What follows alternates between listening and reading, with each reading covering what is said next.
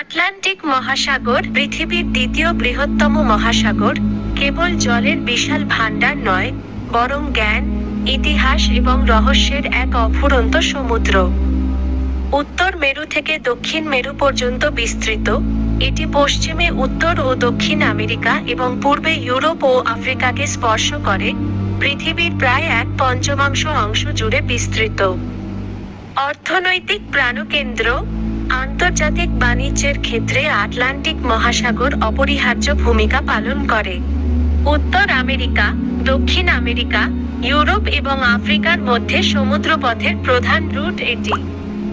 প্রতি বছর লক্ষ লক্ষ টন পণ্য এই বিশাল জলরাশির উপর দিয়ে পরিবহন করা হয়, যা বিশ্ব অর্থনীতিতে গুরুত্বপূর্ণ অবদান রাখে।